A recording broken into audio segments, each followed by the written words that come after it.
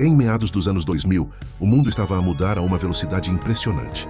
A China crescia a 2 dígitos, construía cidades inteiras do zero, inaugurava pontes, estradas, arranha-céus, portos e fábricas numa escala nunca antes vista. E para alimentar essa máquina gigantesca, o mundo precisava desesperadamente de aço. Mas para fazer aço, eram necessárias 2 matérias-primas fundamentais: minério de ferro e carvão metalúrgico.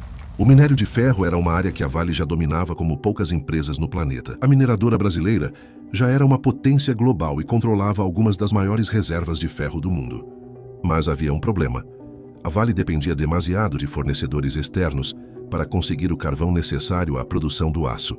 E isso limitava a sua ambição de se tornar a maior mineradora integrada do planeta. Foi aí que os olhos da administração da Vale se viraram para um ponto específico no mapa da África Austral: a província de Tete, em Moçambique. Sabias que a Vale investiu ao longo dos anos mais de 13 mil milhões de dólares em Moçambique?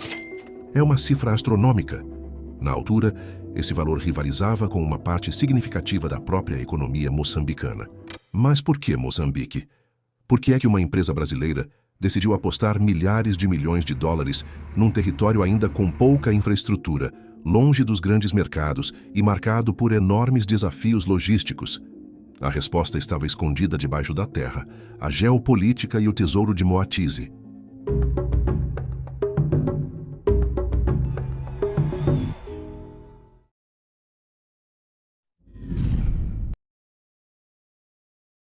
Para entender a chegada da Vale, temos primeiro de entender o contexto daquela época. Moçambique vivia um período de relativa estabilidade política e econômica, depois de décadas marcadas pela Guerra Civil. O país tentava reconstruir a sua economia, atrair investimento estrangeiro e mostrar ao mundo que estava aberto para grandes projetos.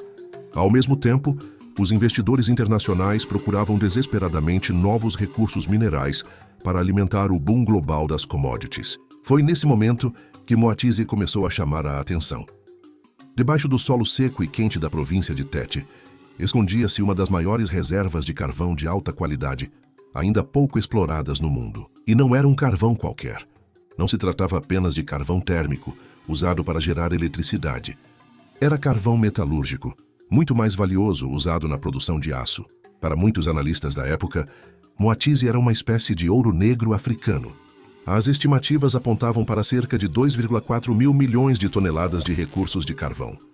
Era um volume tão grande que muitos acreditavam que Moçambique poderia transformar-se num dos maiores exportadores de carvão do planeta. A Vale percebeu rapidamente que Moatize podia ser a peça que faltava no seu império global. Em 2004, a empresa venceu o concurso internacional para explorar a mina, derrotando alguns dos maiores grupos mineiros do mundo. Na altura, a vitória da Vale foi celebrada quase como o início de uma nova era para Moçambique. O governo via naquele investimento uma oportunidade histórica. Não era apenas uma mina. Era a promessa de empregos, estradas, impostos, caminhos de ferro, desenvolvimento regional e integração de Moçambique no comércio global. Para a Vale, Moatize também tinha um valor simbólico enorme. A empresa não queria continuar a ser vista apenas como uma gigante brasileira do minério de ferro. Ela queria transformar-se numa multinacional presente em todos os continentes. E Moçambique seria a sua grande porta de entrada para a África.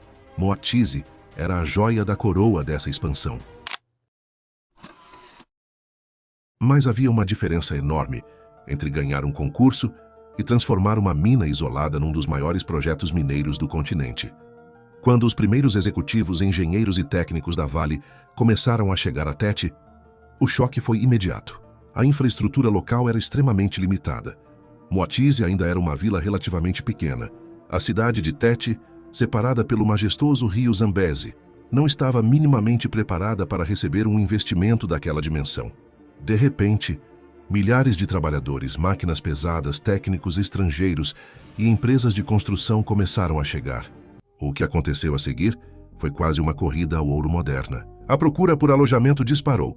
Os preços explodiram. Durante os anos de pico da construção, alugar uma casa em Tete tornou-se caríssimo. Há relatos de hotéis completamente lotados durante meses e de quartos simples que custavam mais do que em cidades como Paris ou Nova York.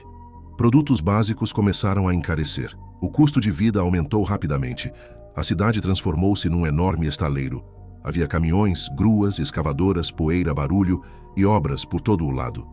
Ao mesmo tempo, espalhava-se uma enorme expectativa. Muitas famílias acreditavam que a chegada da Vale iria mudar completamente a vida da província. Falava-se em milhares de empregos, melhores salários e novas oportunidades. A gente falamos assim, que a boa-vinda dessa empresa, porque vai acabar com a pobreza.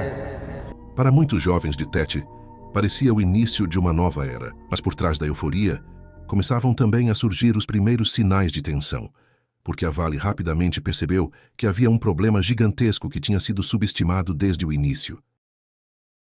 O pesadelo da logística. Ter carvão debaixo da terra é uma coisa. Conseguir levá-lo até os mercados internacionais é outra completamente diferente. E foi aí que o projeto começou a revelar as suas primeiras grandes fissuras. Moatize ficava a centenas de quilômetros do mar. Entre a mina e os navios, existiam estradas degradadas, pontes frágeis, linhas férreas antigas e portos sem capacidade para receber cargueiros de grande porte. Inicialmente, a Vale pensou em utilizar a linha de Sena, uma ferrovia que ligava Tete ao Porto da Beira. No papel parecia a solução mais simples, mas na prática a realidade era muito diferente. A linha de Sena estava degradada, sofria interrupções constantes e tinha capacidade limitada. Além disso, o Porto da Beira tinha um problema ainda maior. Era demasiado raso para receber os maiores navios utilizados no transporte de carvão. Ou seja, mesmo que a Vale conseguisse levar o carvão até a beira, ainda teria dificuldades para exportá-lo em grande escala. A empresa percebeu rapidamente que estava num beco sem saída. Ou reduzia drasticamente a ambição do projeto, ou construía praticamente do zero um novo sistema logístico. E não estamos a falar apenas de uma estrada ou de uma linha férrea. Estamos a falar de centenas de quilômetros de infraestrutura, atravessando várias províncias e até outro país. A Vale decidiu apostar tudo. Escolheu a opção mais cara, mais arriscada e mais ambiciosa. A empresa começou a desenhar aquilo que viria a tornar-se um dos projetos logísticos mais complexos da história de África, o Corredor de Nacala. Uma ferrovia de quase 900 quilômetros, atravessando Moçambique e Malawi, até chegar a um porto de águas profundas em Nacala. Mas naquele momento, ainda era apenas uma ideia no papel, e a empresa ainda não imaginava os atrasos, conflitos, custos extra e dificuldades políticas que teria de enfrentar. No início, tudo parecia simples. Havia carvão em abundância, investidores otimistas e um governo disposto a apoiar. Mas a Vale rapidamente descobriu que explorar Moatize significava muito mais do que abrir uma mina. Significava redesenhar o mapa logístico de Moçambique. Significava construir infraestruturas gigantescas num território que ainda não estava preparado. E significava lidar com a vida de milhares de pessoas que viviam sobre aquela riqueza mineral. A lua de mel entre a Vale e Moçambique estava prestes a enfrentar as suas primeiras grandes tempestades. Porque enquanto as máquinas avançavam, começavam também a surgir os primeiros conflitos sociais, os reassentamentos e as tensões entre desenvolvimento econômico e impacto humano. No próximo episódio, vamos entrar dentro da mina de Moatize. Vamos ver a escala monumental da operação, como funciona uma mina deste tamanho e por que razão milhares de pessoas tiveram de abandonar as suas terras para dar lugar ao carvão. Afinal, será que a riqueza do subsolo compensou o impacto na superfície?